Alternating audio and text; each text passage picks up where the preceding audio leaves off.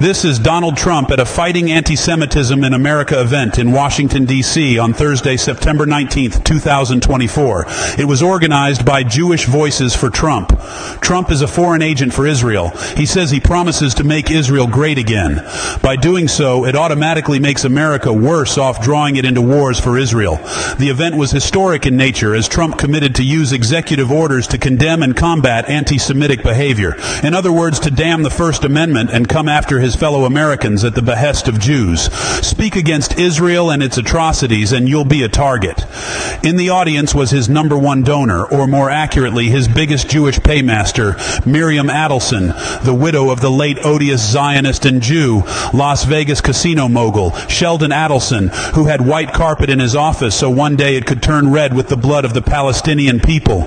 Watch Trump and we'll be back. But take special note when Trump doubles down and promises to protect Jews against the anger of Americans who've seen their nation handed to Jews and Israel to commit genocide and crimes against its neighbors by provoking a wider Middle East war, which Israel will have America fund, fight, and have young Americans die for Israel and its Greater Israel project to control all the land between the Nile River in Egypt and Euphrates River in Iraq abutting Iran.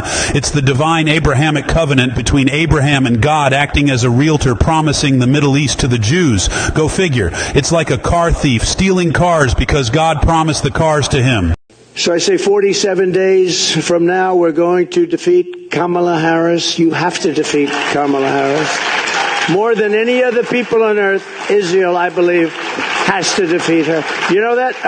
And I've never said this before. I'm thinking, Miriam, more than any people on earth, Israel has to defeat her. I really believe that it's a disaster for Israel. And you know why, and you've heard her statements. We're going to take back our country, and we're going to make Israel great again, and we're going to make America great again. We're going to make them both great again, greater than ever before. My promise to Jewish Americans is this. With your vote, I will be your defender, your protector, and I will be the best friend Jewish Americans have ever had in the White House.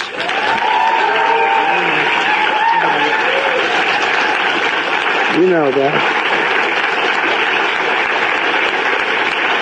Thank you.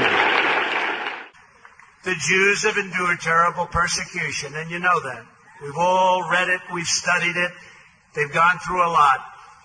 And those seeking their destruction, we will seek their destruction.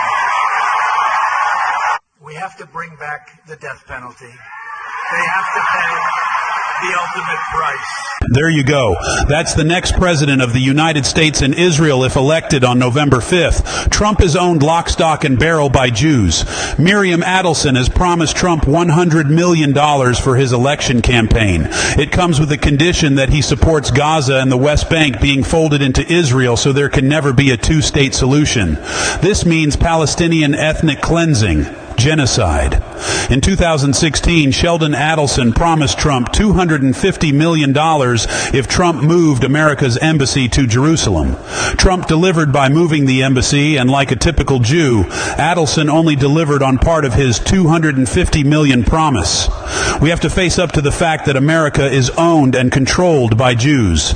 Here is a joint sitting of the U.S. Congress on July 24th, 2024, addressed by Israel's Prime Minister Benjamin Netanyahu. He spoke for 53 minutes and the Congress people gave him 58 standing ovations like trained SEALs who are bought, bribed, and blackmailed. You can see how much they're paid by going to track AIPAC.com for a conga line of the culprits. It's a roll call of shame how much each congressional traitor has taken from Jews to sell out America like Donald Trump. We'll then close with Representative Thomas Massie, who recently came out to confirm the Jews at AIPAC own the Congress. Shame on Trump. Shame on him. Totally owned, bought, and paid for by Jews. This has to stop America. It has to stop. Take America back again, or the Republic is gone for good. Idea of a foreign government playing in our political campaigns openly.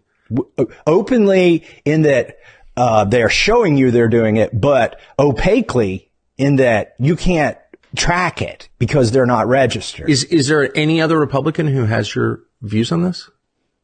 Well, I have Republicans who come to me on the floor and say, I wish I could vote with you today. Yours is the right vote, but I would just take too much flack back home.